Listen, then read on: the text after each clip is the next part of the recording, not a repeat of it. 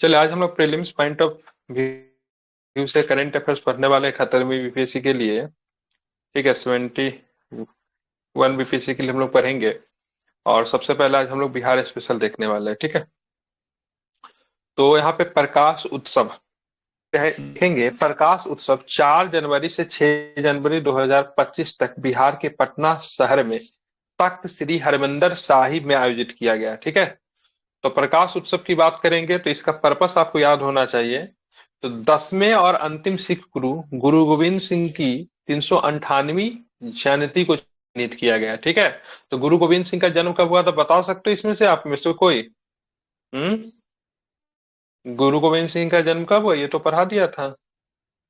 1666 में जन्म हुआ था। कब हुआ था? नादेर गुरु गोविंद सिंह का जन्म और कब हुआ था? पटना तो पटना 1666 में जन्म हुआ था। ठीक है, और इनका इस बार जो है 398वीं जयंती है। ठीक है, 398वीं जयंती के शुभ अवसर पे कौन सा उत्सव मनाएगा, तो क्या बताएंगे? प्रकाश उत्सव। ठीक है, सबसे पहले प्रकाश उत्सव जब इनका 350वीं जयंती जो था ना, तो बड़े धूमधाम के साथ मनाया गया था, उसी समय से मनाते हैं। ठीक है, तख्त श्री हरमंदिर साहिब खालसा पंथ के संस्थापक गुरु गोविंद सिंह का क्या है? जन्म स्थान है। तो गुरु गोविंद सिंह का जन्म स्थान जो है ध्यान में रखना है, बिहार ही रहा है। इसको भी आप ध्यान में रखेंगे, क्योंकि जब गुरु गोविंद सिंह जब माँ के गर्भ में होते हैं तो इनके पिता जो थे अर्जुन देव जो थे, तेग बहादुर वो ना। जब आते हैं बिहार आते हैं तो गुजरी देव क्या, तेग सॉरी, गुरु बहादुर ना। तेग बहादुर, मिस्टेक। गुरु तेग बहादुर, ध्यान रखना, जब वो बिहार आते हैं, हाँ बिहार आते तो उनकी पत्नी जो गुजरी देवी जो थी माँ बनने वाली रहती है, तो यहीं पे मामा के यहाँ रुक जाते हैं। ठीक है, इस वजह से इनका जन्म जो होता है बिहार में ही होता है। ठीक है, कब? 1666 में। जस्टिस के विनोद चंद्रन, ठीक है, गुरु तेग बहादुर जिनकी हत्या औरंगजेब ने करवा दी थी। ठीक है, अर्जुन देव की हत्या किसने करवाई थी? तो अर्जुन देव की हत्या जहांगीर ने करवा दी थी। तो जस्टिस के विनोद चंद्रन की बात करेंगे तो पटना उच्च न्यायालय के मुख्य न्यायाधीश बनाए गए हैं। ठीक है, ध्यान में रखना है। तो के विनोद चंद्रन जो है पटना उच्च न्यायालय के मुख्य न्यायाधीश है। विनोद चंद्रन को 7 जनवरी 2025 को सर्वोच्च न्यायालय का न्यायाधीश नियुक्त किया गया। ठीक है, तो पटना उच्च न्यायालय में थे, ठीक है, सॉरी, पटना उच्च न्यायालय के मुख्य न्यायाधीश, पटना उच्च न्यायालय के मुख्य न्यायाधीश के विनोद चंदन को 7 जनवरी 2025 को सर्वोच्च न्यायालय का न्यायाधीश नियुक्त किया गया। मतलब पटना उच्च न्यायालय के मुख्य न्यायाधीश थे, अब सर्वोच्च न्यायालय में चले गए। ठीक है, पटना उच्च न्यायालय के मुख्य न्यायाधीश के रूप में पद 29/3/2023 को इस पद की शपथ ली। भारत के मुख्य न्यायाधीश संजीव खन्ना ने 16 जनवरी 2025 को न्यायाधीश न्यायमूर्ति कृष्णन विनोद चंद्रन, जिसको के विनोद चंद्रन कहते हैं, सर्वोच्च न्यायालय के न्यायाधीश के पद पर शपथ दिलाई। तो पटना किस उच्च न्यायालय में थे? तो पटना उच्च न्यायालय के मुख्य न्यायाधीश थे। अब जाके कहाँ चले गए? तो आप सुप्रीम कोर्ट में चले गए। ठीक है, पढ़ा सुमित्रा साहा प्रसाद के बारे में, क्या पढ़ा है इनके बारे में? तो सुमित्रा साहा प्रसाद के बारे में परफेक्शन वाले में भी थी नहीं है। तो यहाँ पे नागरिकता संशोधन अधिनियम सीएए जो था 2019 के तहत नागरिकता पाने वाली बिहार की पहली व्यक्ति बन गई है। ठीक है, तो बिहार की पहली व्यक्ति का नाम क्या है, जो कि मतलब नागरिकता संशोधन अधिनियम के तहत इनको नागरिकता मिला है? तो क्या बताएंगे? सुमित्रा साहा प्रसाद। सुमित्रा साहा प्रसाद को और किस नाम से जानते हैं, तो क्या बताएंगे? रानी साहा के नाम से जानते हैं। ठीक है, किस नाम से जानते हैं इनको? तो इनको रानी साहा के नाम से जानते हैं। ठीक है, 60 वर्ष की है। उन्हें 40 वर्ष के इंतजार के बाद आखिरकार भारतीय नागरिकता मिल गई। एक भारतीय नागरिक से शादी करने के बाद तो वह बिहार के आरा शहर में वीजा पे रह रही थी। ठीक है, तो कहाँ पे रह रही थी वह? तो बिहार के आरा में रह रही थी। ठीक है, लेकिन अब नागरिकता मिल गया। ठीक है, तो ये भी पूछा जाएगा आपसे, सिंपल प्रश्न आपसे ये पूछा जाएगा। तो नागरिकता संशोधन अधिनियम जो है सीएए जो है, सिटीजनशिप अमेंडमेंट एक्ट, उसके तहत बिहार के किस व्यक्ति को सबसे पहले नागरिकता मिली है? तो क्या बताएंगे? सुमित्रा साहा प्रसाद। क्या नाम है इनका? सुमित्रा साहा प्रसाद। ठीक है, ध्यान में रखना है। और ये कहाँ के रहने वाली है? तो ये भी आप ध्यान में, कहाँ की रहने वाली है? आरा की। आरा की। कहाँ की? आरा की। अब आते हैं आरिफ मोहम्मद खान। ये बहुत अपडेटेड किताब है। ठीक है, आरिफ मोहम्मद खान की बात करेंगे तो 2 जनवरी 2025 को बिहार के 42वें राज्यपाल के रूप में शपथ ली। तो बिहार के 42वें राज्यपाल कौन बनाए गए? तो आरिफ मोहम्मद खान बनाए गए। कौन बनाए गए? आरिफ मोहम्मद खान। इससे पहले आरिफ मोहम्मद खान कहाँ थे, कहाँ के थे राज्यपाल? इसके केरल पहले केरल के ठीक है, केरल के तो आरिफ मोहम्मद खान बिहार के राज्यपाल बन रहे हैं, वो किनका स्थान लेंगे? तो क्या बताएंगे? तो राजेंद्र विश्वनाथ आलेकर के स्थान लेंगे। किनका स्थान लेंगे? तो राजेंद्र विश्वनाथ आलेकर का स्थान लेंगे। ठीक है। शपथ कौन दिलाता है? राज्यपाल को शपथ है, क्या बताएंगे? राज्यपाल को शपथ कौन दिलाता है? तो संबंधित राज्य के मुख्य न्यायाधीश। ठीक है। संबंधित राज्य के उच्च न्यायालय के मुख्य न्यायाधीश, या फिर अगर नहीं है तो वरिष्ठ न्यायाधीश शपथ दिला सकते हैं। ठीक है। तो उस समय जो मुख्य न्यायाधीश कौन थे? तो के विनोद चंदन ने शपथ इनको दिलाई। ठीक है। अब आते हैं भारतीय रेलवे नेटवर्क के ऐतिहासिक दानापुर डिवीजन ने, दानापुर डिवीजन या फिर दानापुर मंडल कह लीजिए, 1 जनवरी 2025 को 100 वर्ष पूरा कर लिया। ठीक है। तो दानापुर, जिसको पहले दीनापुर के नाम से जानते थे, इस मंडल की स्थापना कब हुई? 25 को इस मंडल की स्थापना हुई थी। ने अपना 100 वर्ष पूरा कर लिया है। ठीक है। दानापुर मंडल को वर्ष 1952 में स्थापित कलकत्ता स्थित पूर्वी रेल के अंतर्गत रखा गया था। वर्ष 2002 के बाद ये पूर्वी मध्य रेल, ठीक है, ईस्ट सेंट्रल रेलवे के अंतर्गत आ गया, जो कि पूर्वी रेलवे से अलग हुआ, और इसका मुख्यालय कहाँ है? उत्तर बिहार के हाजीपुर में है। ठीक है। तो बिहार में आपको एक ही मतलब रेलवे का मुख्यालय है। ठीक है। क्या है? तो ईसीआर है। ईसीआर का मतलब क्या होता है? ईस्ट सेंट्रल रेलवे, मतलब क्या? पूर्व मध्य रेलवे का मुख्यालय कहाँ पे है? हाजीपुर में है। बिहार में आप देखोगे तो रेलवे बोर्ड कितना है? तो रेलवे बोर्ड 2 है, पटना बोर्ड और मुजफ्फरपुर। ठीक है। रेलवे का मुख्यालय कितना है? तो रेलवे का मुख्यालय एक ही है, हाजीपुर। ठीक है। ध्यान में रखें। क्या है नाम? बिहार में कौन सा रेलवे मुख्यालय है? हाजीपुर। पूर्व मध्य रेलवे। क्या बताएंगे? पूर्व मध्य रेलवे। ये डिवीजन जो है आपका, दानापुर डिवीजन जो है, किसके अंतर्गत आएगा? तो पूर्व रेलवे, पूर्व मध्य रेलवे के अंतर्गत आएगा। ठीक है। इसका कार्यालय पटना के पास खगौल शहर में ऐतिहासिक दानापुर स्टेशन के पास वर्ष 1929 में बनी एक भव्य इमारत में स्थित है। दानापुर के पहले, ठीक है, पहले मंडल अधीक्षक कौन थे? सी आयर्स थे, और इन्होंने 1 जनवरी 1925 को मतलब क्या किया? तो कार्यभार संभाला था। ठीक है। तो पहले मंडल अधीक्षक, यहाँ का जो हेड होता है उसको डीआरएम कहते हैं। ठीक है। रेलवे का जो सबसे वरिष्ठ अधिकारी जो होता है उसको डीआरएम कहते हैं। वो मंडल का प्रमुख होता है, जो कि यूपीएससी के एग्जाम के तहत मतलब क्वालिफाइड होता है। ठीक है। यूपीएससी परीक्षा लेती है तब डीआरएम बनता है। ठीक है। तो पहले जो थे सी आयर्स थे। हाँ, उत्तराधिकार बोर्ड पर प्रदर्शित जानकारी के अनुसार 1980 के दशक में इस पद को मंडल रेलवे प्रबंधक डीआरएम के रूप में पुनः नामित किया गया। वर्तमान दानापुर मंडल रेल नेटवर्क झाझा के, ठीक है, कहां तक है? कुचमन तक फैला हुआ है। ठीक है। तो यहाँ पे आपको ध्यान रखना, पूर्व मध्य रेलवे जो है उसने अपना क्या किया है? तो 100 वर्ष पूरा कर लिया है। अब पूर्व मध्य रेलवे बिहार में एकमात्र रेलवे का मुख्यालय, जिसकी मुख्यालय कहाँ है? तो क्या बताएंगे या फिर नहीं बताएंगे? कहाँ पे मुख्यालय है? हाजीपुर। हाजीपुर में। तो हाजीपुर मुख्यालय। ठीक है। इतना लेट की रिप्लाई क्यों देते हैं?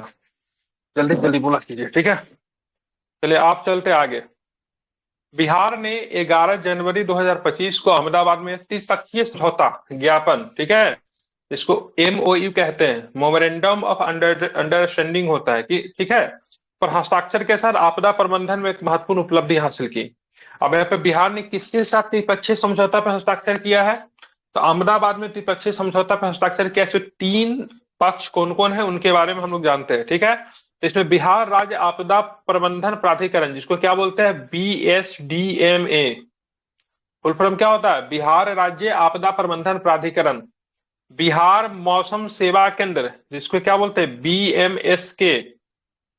और भारतीय अंतरिक्ष अनुसंधान संगठन इसरो के प्रमुख संस्थान अनुप्रयोग केंद्र सीएसी के बीच अंतिम रूप दिया गया। मतलब कौन कौन से 3 इसमें शामिल थे? त्रिपक्षीय समझौता हुआ तो कौन कौन थे? कौन कौन था? तो ध्यान रखना, बीएसडीएमए है बिहार की तरफ से, साथ में बिहार मौसम सेवा केंद्र है, बीएमएसके है, और साथ में कौन है? तो साथ में इसरो का जो संस्था जो है अनुप्रयोग केंद्र है। ठीक है। क्या नाम का? एसएसी, ये शामिल थी। ठीक है। क्या काम करेगी ये? इसका उद्देश्य बाढ़ हो गया, सूखा हो गया, लू हो गया, शीतलहर हो गया, विद्युत और जहां तक भूकंप जैसी आपदाओं की निगरानी एवं भविष्यवाणी करने के लिए बिहार की क्षमता को मतलब क्या है? बढ़ाना है। ठीक है। क्या करेगी? तो उपग्रह डेटा का उपयोग, प्रारंभिक चेतावनी प्रदान करने और प्रतिक्रिया रणनीतियों के बेहतर, रिमोट सेंसिंग तकनीक नदी की गहराई और जल प्रभाव का अनुमान लगाने में मदद करेगी, जिससे बाढ़ से होने वाले क्षति को मतलब क्या किया जाए? कम किया जाए। ठीक है। इसके अतिरिक्त एमओयू में अनुसंधान और शिक्षा के प्रावधान शामिल हैं, जो उच्च अध्ययन कर रहे बिहार के छात्रों को शैक्षणिक और वैज्ञानिक अन्वेषण के लिए एसएससी एवं इसरो के साथ सहयोग करने को भी सक्षम बनाता है। तो मुख्यतः ध्यान में आपको रखना है आपदा को लेकर, आपदा प्रबंधन को लेकर, डिजास्टर मैनेजमेंट को लेकर, ठीक है, एक त्रिपक्षीय समझौता हुआ है जिसमें बीएसडीएमए शामिल है, साथ में बीएमएसके शामिल है, बिहार मौसम सेवा केंद्र, ठीक है, और साथ में इसरो के प्रमुख संस्थान अंतरिक्ष अनुप्रयोग केंद्र जिसको एसएससी शामिल है। ठीक है, काम क्या है? तो मुख्यतः आपदा को कम करना या फिर बेहतर बनाने के लिए साथ में सभी मिलकर क्या करेंगे? काम करेंगे। एक समझौता हुआ, त्रिपक्षीय समझौता हुआ, कहां पे हुआ है? तो अहमदाबाद में हुआ है।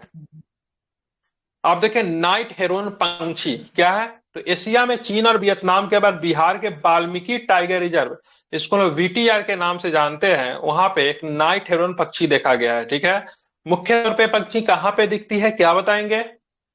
तो चीन और वियतनाम में दिखती है। ठीक है, ध्यान रखना। तो अब यहाँ पे भी देखा गया है। वाल्मीकि टाइगर रिजर्व जानवरों की 100 से अधिक प्रजातियों और पंछियों की 350 से अधिक प्रजातियों पहले से मौजूद है। ठीक है, ध्यान में रखना। इस पंछी को पहली बार 24 नवंबर 2016 को वाल्मीकि टाइगर रिजर्व में देखा गया था। ठीक है, ध्यान में रखना है। वर्ष 2000 में इसे लुप्तप्राय पक्षियों की श्रेणी में शामिल कर दिया गया। ठीक है, नाइट हेरोन का वैज्ञानिक नाम क्या है, जो कि नहीं पूछेगा एग्जाम में? ओरोनोमा मैग्निफिका। ठीक है, हमारे लिए इंपॉर्टेंट क्या है से एशिया में चीन और वियतनाम में सामान्य तौर पर देखे जाने वाले पंछी बिहार में कहां पे देखी गई है? तो क्या बताएंगे? क्या बताओगे, कहां पे देखी गई बिहार में? तो वाल्मीकि टाइगर रिजर्व में देखी गई है। ठीक है, वाल्मीकि टाइगर रिजर्व में देखी गई है। ठीक है, इसको आपको ध्यान में रखना है। क्या नाम है पंछी का?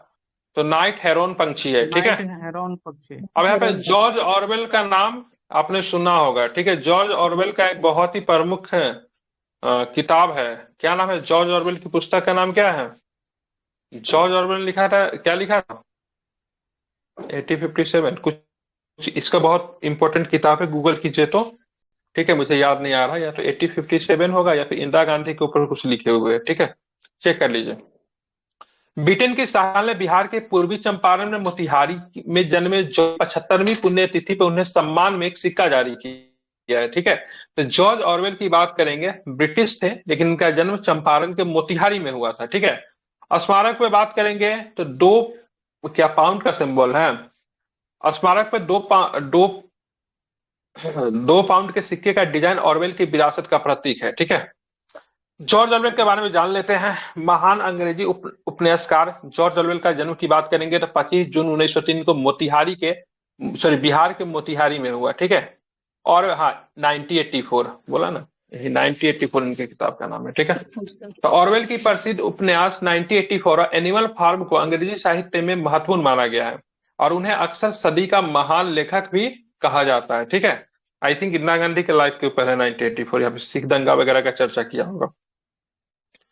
ध्यान में रखना, ऑरवेल का काम विशेष रूप से बिग ब्रदर, अधिनायकवादी नियंत्रण की अवधारणा आज भी प्रासंगिक बनी हुई है। यह सिक्का सत्य, शक्ति, गोपनीयता के विषयों के साथ ऑरवेल के गहरे लगाव को उजागर करता है।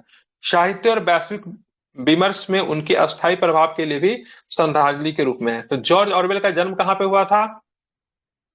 पूर्वी ठीक है, चंपारण। कहाँ पे जन्म हुआ था?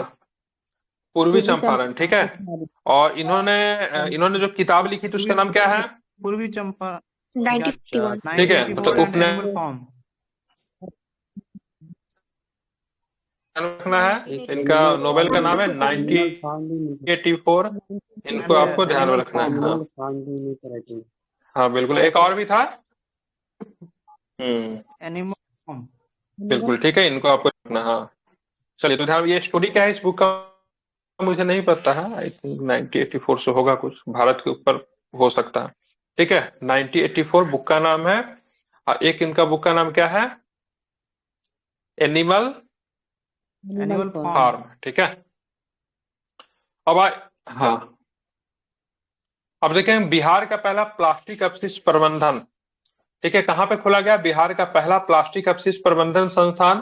तो ध्यान रखें, राज्य का पहला प्लास्टिक अपशिष्ट प्रबंधन संस्थान 19 जनवरी 2025 को अलीगंज भागलपुर में खोला गया। कहां पे खोला गया? तो क्या बताएंगे? अलीगंज भागलपुर में। केंद्रीय रसायन एवं उर्वरक तथा स्वास्थ्य एवं परिवार कल्याण मंत्री जेपी नड्डा ने अहमदाबाद CIPET से इसका उद्घाटन किया। नगर निकायों में प्लास्टिक कचरे के निस्तारण के लिए प्लांट भी मिल गया, ठीक है। तो सिंपल प्रश्न ये पूछा जाएगा, बिहार का पहला प्लास्टिक अपशिष्ट प्रबंधन संस्थान कहाँ है? तो भागलपुर में। भागलपुर में कहाँ? अलीगंज। इसको अलीगंज। VVI के तौर पर इसको मार्क कर लीजिए, इंपॉर्टेंट है, ठीक है। अब आएंगे कर्पूरी ठाकुर जी।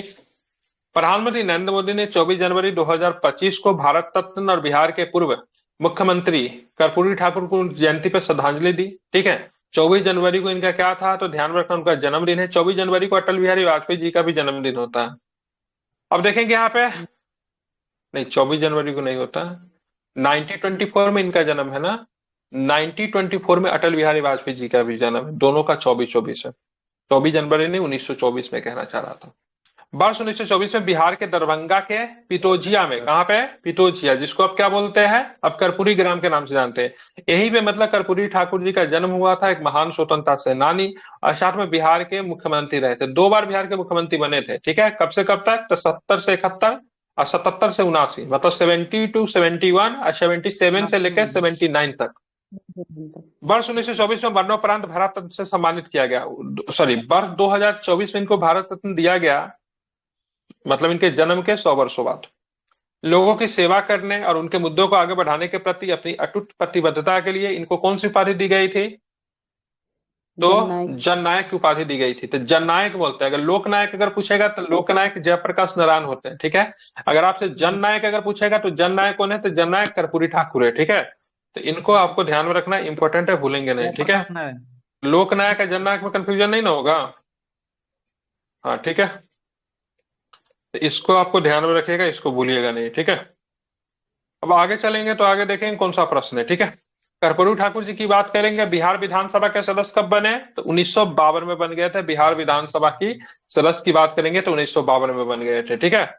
वे समाजवादी विचारधारा के प्रबल समर्थक थे। उन्हें प्रजा सोशलिस्ट पार्टी और संयुक्त सोशलिस्ट पार्टी के लिए अथक परिश्रम किया। 2 बार मुख्यमंत्री रहे। कब से कब तक रहे? तो 70 से 71 और 77 से 79 तक बिहार के मुख्यमंत्री के रूप में 2 कार्यकाल तक सेवा देने से पहले कर्पूरी ठाकुर ने बिहार के मंत्री और उप मुख्यमंत्री के रूप में भी कार्य किया है, ठीक है। उनका निधन कब हो गया? तो 1988 में ही इनका निधन हो गया। कब हो गया?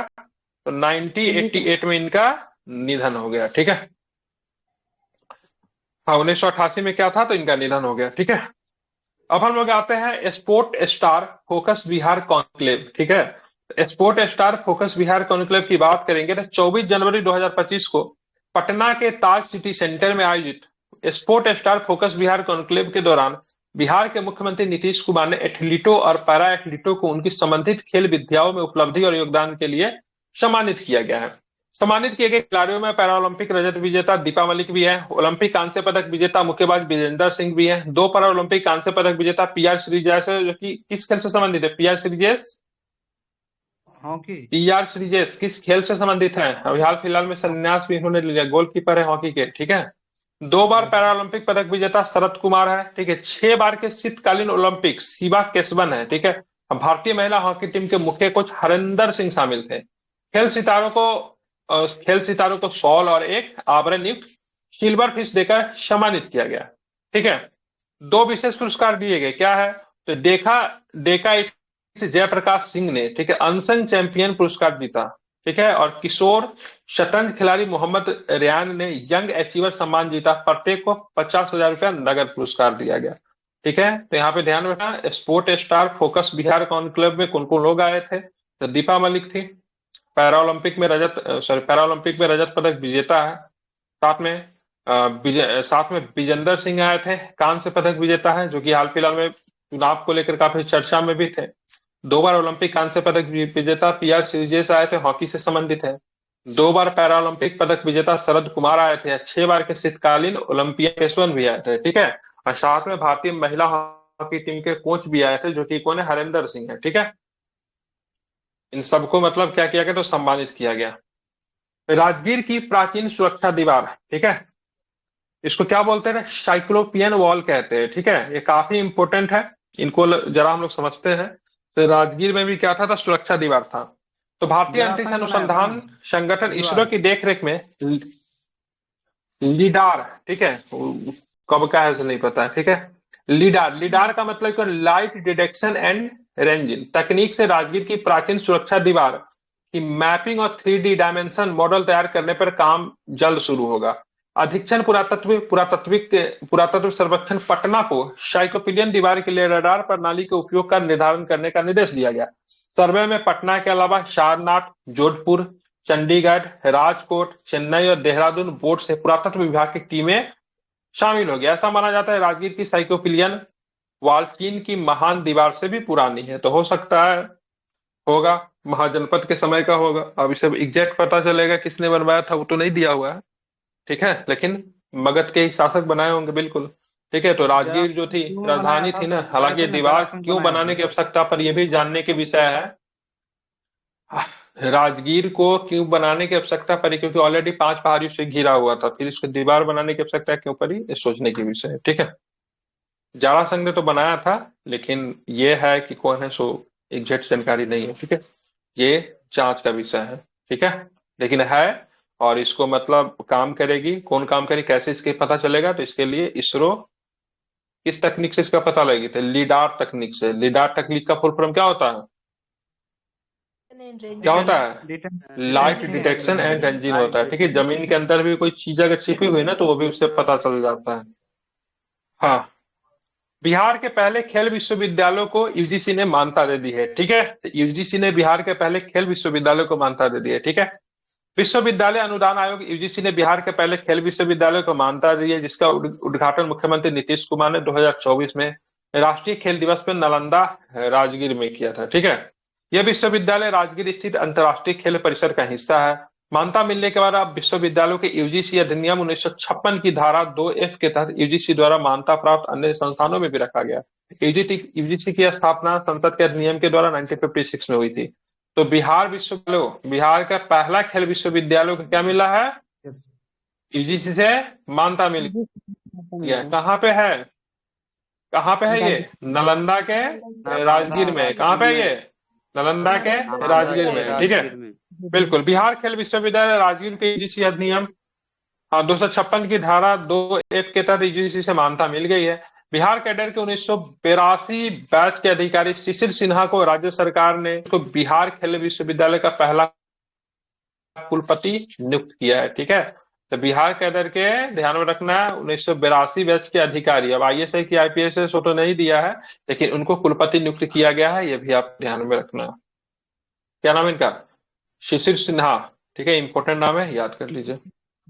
भारत अब का यहाँ पे दिल्ली में देखेंगे नहीं शुरू हुआ था। 50वां अखिल, क्या भारत का पहला खेल विश्वविद्यालय दिल्ली में ही नहीं क्या हुआ। दिल्ली में हो, भारत का पहला खेल विश्वविद्यालय भारत का पहला खेल विश्वविद्यालय, भारत का पहला खेल जी सर। विश्वविद्यालय शायद मेरठ में होगा। तो मेरठ और दिल्ली में अंतर नहीं लगता आपको। ठीक है, अभी बिहार के संदर्भ में पढ़ रहे हैं, बिहार के संदर्भ में पढ़िए, बिहार के संदर्भ में कहाँ बना है पहला खेल विश्वविद्यालय, सो बताइए। राजगीर, नालंदा। हाँ, नालंदा राजगीर में। और इनके कुलपति किन्हें बनाया गया, तो क्या बताएंगे, शिशिर सिन्हा। शिशिर सिन्हा को। ठीक है, ध्यान में रखना। ध्यान में रखना है। ठीक है, चलिए अब यहाँ पे देखेंगे 50वां अखिल भारतीय पीठासीन अधिकारी सम्मेलन। ठीक है, क्या है ये, तो 50वां अखिल भारतीय पीठासीन अधिकारी सम्मेलन 21 जनवरी 2025 को पटना बिहार में संपन्न हुआ। 2 दिवसीय 50वां अखिल भारतीय पीठासीन अधिकारी सम्मेलन 20 से 21 जनवरी 2025 को पटना के बिहार विधानमंडल के परिसर में आयोजित किया है। ठीक है, क्या है इसमें थीम, क्या है, तो थीम देखेंगे है संविधान की 75वीं वर्षगांठ, संवैधानिक मूल्यों को मजबूत करने में संसद और राज्य विधायी, ठीक है, विधायी निकायों का योगदान। श्री ओम बिरला ने 21 जनवरी 2025 को संसद की प्रथा और प्रक्रिया के 8वें संस्करण का विमोचन किया और बिहार विधानमंडल परिसर में नेवा सेवा केंद्र का भी उद्घाटन किया। ठीक है, ध्यान रखना, पीठासीन अधिकारी कौन होते हैं, तो भाई सदन चलेगा तो उसका पीठासीन अधिकारी होंगे ना। जैसे लोकसभा में जो पीठासीन अधिकारी उनको क्या बोलते हैं, उनको अध्यक्ष बोलते हैं, स्पीकर बोलते हैं। राज्यसभा में पीठासीन अधिकारी को सभापति उपसभापति कहा जाता है। ठीक है, वैसे उपराष्ट्रपति होते हैं। ठीक है, तो यहाँ पे अखिल भारतीय पीठासीन अधिकारी सम्मेलन की बात करेंगे तो बिहार इसकी तीसरी बार आयोजन कर रहा है, ठीक है। तो तीसरी बार अखिल भारतीय पीठासीन अधिकारी सम्मेलन की मेजबानी की है, ठीक है। बिहार ने पहली बार कब किया था? तो पहली बार 1964 में किया था। दूसरी बार कब किया था?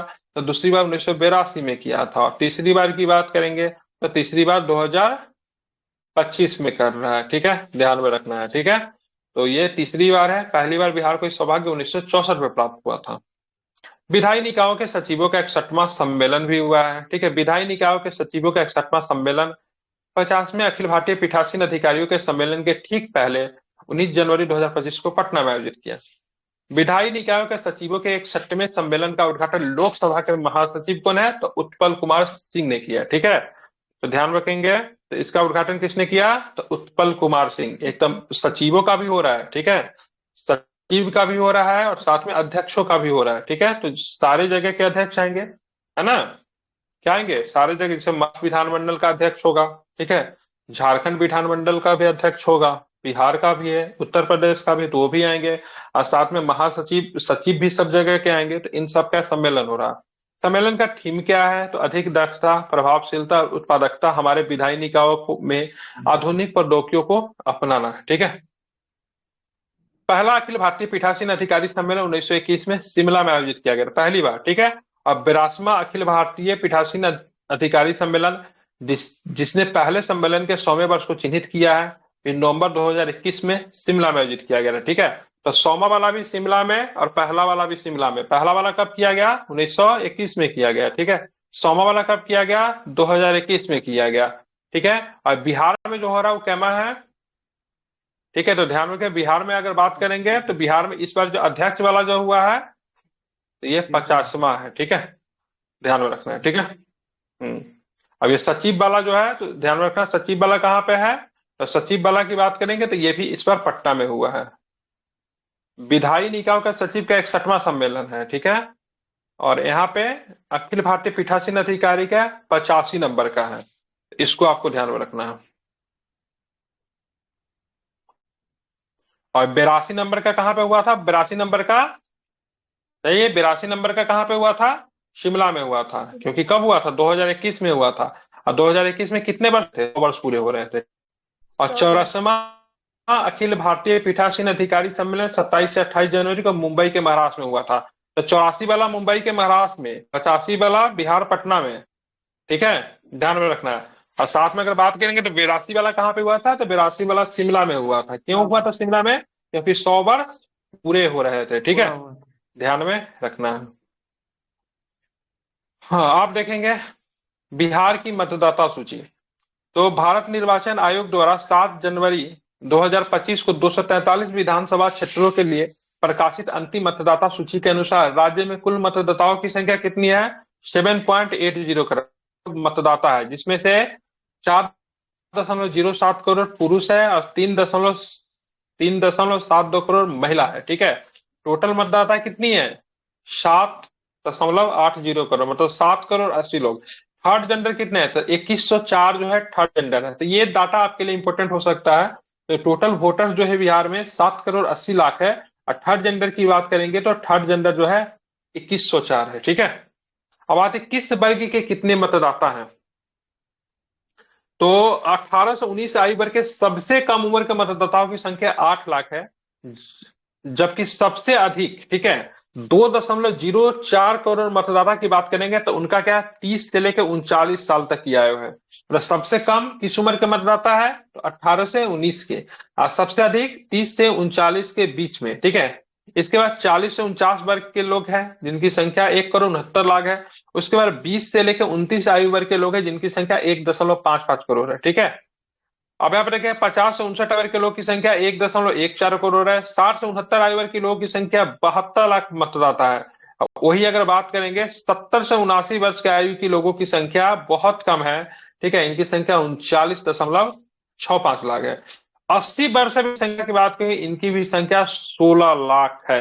मतलब सबसे कम जो है संख्या किस उम्र के लोग का है? तो 19 साल के लोगों की संख्या की बात करेंगे तो सबसे कम है। ऐसे लोगों की संख्या मात्र कितनी है?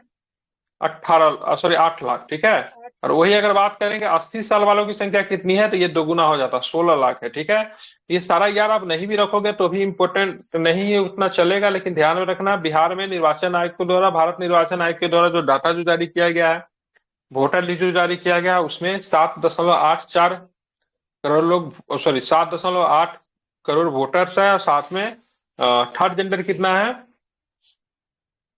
थर्ड जेंडर कितना है, तो ध्यान में रखना है 2104। यहाँ पे मैं साथ में ये पढ़ाना भूल हाँ, नियमानुसार प्रारूप प्रकाशन की अवधि 5 जनवरी 2025 को नवा नामावलियों के अंतिम प्रकाशन तक विशेष सारांश संशोधन 2025 के अनुसार अद्यतन की गई अंतिम नामावली में कुल 7.94 लाख नाम शामिल है, जबकि 4.09 लाख मतदाताओं के नाम मृत मतदाताओं और डुप्लीकेट प्रविष्टियों सहित विभिन्न कारणों से हटा दिया गया। मतलब इतने लोगों का नाम शामिल किया गया। ठीक है, मतलब नए वोटर जो है इतने जुड़े, कितने 7.94। ठीक है, और इतने लोगों को हटा दिया गया। हटने के कारण क्या है, दो हो सकता है, डुप्लीकेट हो सकता है, या फिर उनका देहांत हो गया होगा, मृत्यु हो गया होगा। ठीक है, तो 7.94 लोग, 7.94 लाख लोग आए और 4.09 लोग गए। ठीक है, ये कुछ डाटा है, आप चाहो तो इसको याद कर सकते हो। ठीक है, लेकिन मेन जो है टोटल वोटर्स की संख्या याद रखिए, और साथ में थर्ड जेंडर पूछा जा सकता है। सबसे कम आयु के लोगों की बात करेंगे, जिनकी मतदाता की संख्या कम है, तो ध्यान में रखना है सबसे कम आयु के मतदाता 18 से 19 साल के लोग हैं। सबसे ज्यादा की बात करेंगे तो 30 से 39 के सर्वाधिक लोग हैं।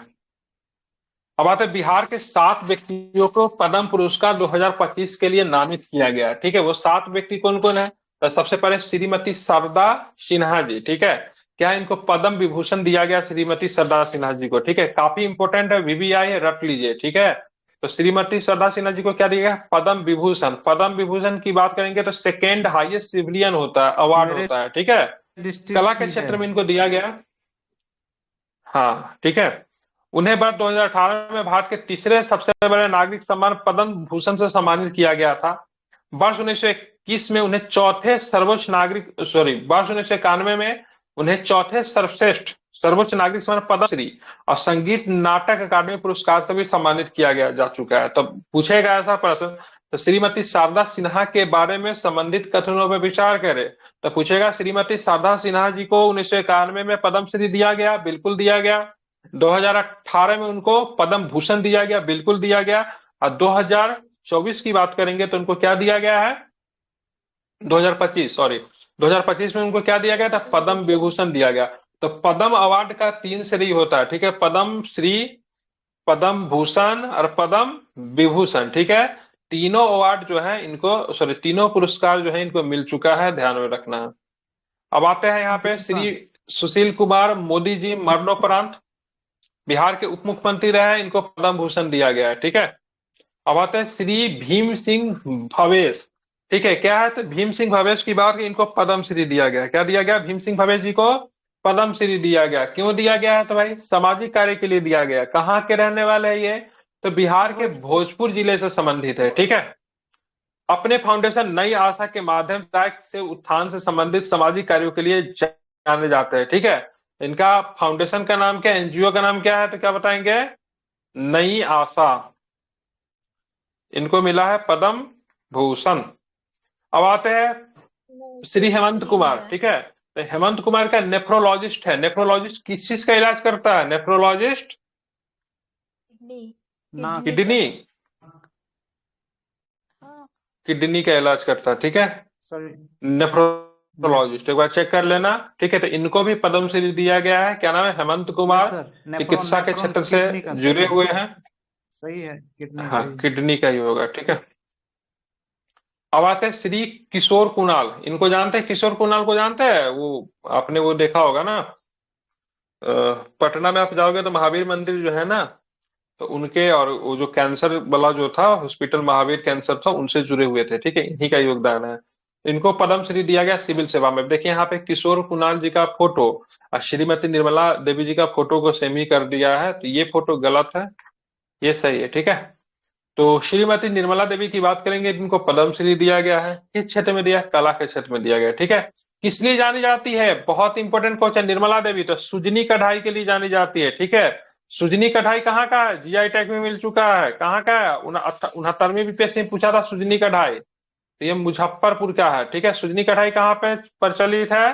तो मुजफ्फरपुर में प्रचलित है। ठीक है, और निर्मला देवी कहाँ की रहने वाली है? तो निर्मला देवी भी बिहार के मुजफ्फरपुर जिले की रहने वाली है। ठीक है, और सातवां व्यक्ति की बात करेंगे तो उनका नाम है श्री विजय नित्यानंद सुरेश्वर जी महाराज। क्या मिला है इनको? तो इनको पद्मश्री मिला है। ठीक है, किस क्षेत्र में है? तो अध्यात्मवाद के क्षेत्र में है। पंजाब के लुधियाना में जन्मे 78 वर्षीय आचार्य ने महज 7 वर्ष की आयु में आत्म लेकर समाज सेवा का मार्ग चुना। उनके प्रयासों से जमुई के लछुआरा में 125 बेड का अस्पताल बना, जहां 40,000 लोगों का आंखों का ऑपरेशन किया गया। ठीक है, तो इसलिए इनको मिला पद्म पुरस्कार। ठीक है, सारा नाम आपके लिए इंपॉर्टेंट है, सारे ही नाम को आपको ध्यान में रखना है। एक बार सारे नाम को रिपीट कर रहा हूं। शारदा सिन्हा जी को मरणोपरांत क्या दिया गया है? क्या दिया गया इनको? पद्म विभूषण। पद्म विभूषण। ठीक है, छठ वगैरह का गीत आपने सुना होगा। जी सर। ठीक है, यस और सर। एक फिल्म भी आई थी, क्या नाम था उसमें? इन्होंने सबसे पहले बॉलीवुड में फिल्मी गीत गाई थी, क्या नाम था? मैंने प्यार किया। कहे तो से नैना, इन्हीं का गाना है। ठीक है, उस फिल्मी दुनिया की शुरुआत जो थी वहीं से हुई थी। ठीक है, बात करेंगे तो इनको पद्म विभूषण दिया गया। इनसे पहले 1991 में इनको पद्मश्री या 2008 में इनको पद्म भूषण मिल चुका है। अब आते हैं सुशील कुमार मोदी जी को लोक कार्य में दिया गया है। कौन सा पुरस्कार दिया गया इनको? पद्म भूषण। कौन सा पद्म सम्मान दिया गया? ठीक है, तो पद्म भूषण। ठीक है, पद्म भूषण। भीम सिंह भावे जी की बात करेंगे तो इनका फाउंडेशन का नाम क्या है? नई आशा है। मुसहर जाति के कल्याण के लिए उन्होंने काम किया है। इनको क्या मिला? तो इनको मिला आपको पद्मश्री मिला। ठीक है, आप बताओ आप ये ठीक, हेमंत कुमार जी को क्या? हेमंत कुमार जी नेफ्रोलॉजिस्ट है ना, इनको क्या मिला? पद्मश्री मिला, चिकित्सा से जुड़े हुए हैं। किशोर कुणाल जी की बात करेंगे तो पटना में आप जाओगे तो महावीर मंदिर हो गया, फिर महावीर महावीर कैंसर बड़ा जो हॉस्पिटल जो है उनसे ये जुड़े हुए थे। सिविल सर्वेंट भी रहे। ठीक है, इनको पद्मश्री मिला है। निर्मला देवी की बात करेंगे तो सुजनी कढ़ाई कला से जुड़ी हुई है, बिहार के मुजफ्फरपुर जिला की रहने वाली है। इनको क्या मिला है? तो पद्मश्री मिला है। श्री विजय नित्यानंद सुरेश्वर जी महाराज की बात करें, इनको पद्मश्री मिला आध्यात्मवाद के क्षेत्र में। ठीक है, क्यों? तो इनको इनके प्रयास से जमुई कछुआर में 125 बेड का अस्पताल बना, जहां 40,000 लोगों का आंखों का ऑपरेशन हुआ है। ठीक है, कल के क्लास में लोग राष्ट्रीय मामला देखेंगे। आज हमने बिहार के संदर्भ में देख लिया, तो राष्ट्रीय आप यानी लोग कि पढ़ कर इसमें आइएगा। ठीक दो है, वो अलग